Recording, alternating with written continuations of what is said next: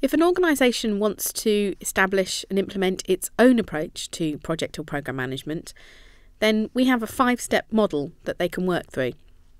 The first step to this implementation is to get senior managers on board, and we find one of the most effective ways to do that is to present a short briefing paper to the board of directors or senior managers within the organisation. Board briefings are usually quite short, maybe 45 minutes, maybe up to an hour long. They try and set out each of the steps involved in the implementation, but more crucially, they aim to discuss and explore with the senior managers the benefits of having this framework in place for their organisation. After all, we know that the most important thing throughout all of the steps of the implementation is going to be senior management commitment, senior management buy-in to what it is that's being done. One of the secrets of a very good board briefing is to ensure that the person providing the briefing is themselves a senior manager. At Maven Training, we have a number of very highly regarded subject matter experts in project or programme management who have held very senior positions in large corporations.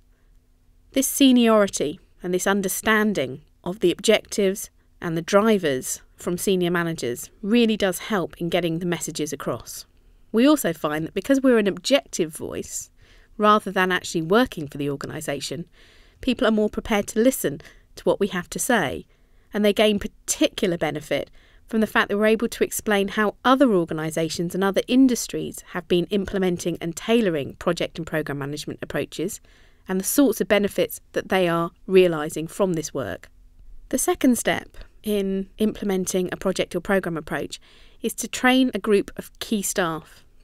These staff are people who perhaps have a great deal of responsibility in sponsoring or running projects or programmes, and who are going to really be the ones who make sure that whatever framework is identified is going to be adopted across the organisation.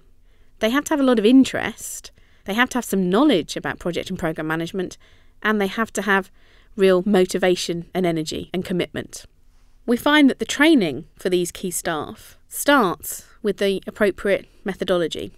So for project management, a Prince2 course is very helpful. For programme management, an MSP course is the appropriate vehicle to start them off with. This isn't to say that the implementation is going to be an implementation of either of those approaches, but it does provide a useful framework to compare and contrast what the organisation feels it wants and what it wants to avoid. So in other words, Prince2 or managing successful programmes becomes a straw man against which the organisation can plot its requirements. The third step in implementing a project or programme approach is to hold workshops with the staff who've been trained so that they can use their knowledge of the standard methodologies like Prince2 or MSP as the baseline for what they want to implement in their organisation. So during the workshop, they're stripping out the things they think are unnecessary, they're renaming some of the steps to reflect better the kind of terminology that's used in their organisation, and they're adding in particular steps that relate to the type of projects that they run. The fourth step of implementing a project or programme management approach is to create training courses and training materials off the back of this own organisation style, this own organisation approach. So this is very much bespoke development of training materials. We also find at Maven Training that we are often called in to support communication events that explain why the organisation has bothered to create its own approach to project and programme management, to explain the benefits of having an approach, and to actually communicate this to a much wider audience than perhaps would actually be expected to use it or know it.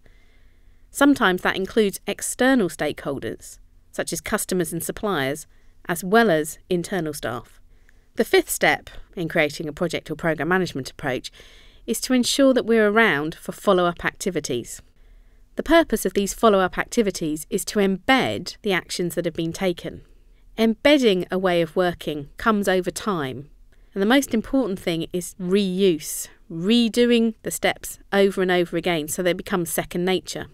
However, we know that we have to partner during this process because there will be questions, there will be problems that arise, and we find that our partnering to embed the approach works very well if we take on board the role of coach or mentor. We provide one-to-one support to project managers, programme managers, team members to help them overcome specific problems that they've identified. We also provide very subject-specific workshops to enhance knowledge as the use of the approach grows. For example, specific workshops on risk management, benefits management, or stakeholder engagement. But the most important thing is we don't walk away until everybody really knows what they're doing and why they're doing it.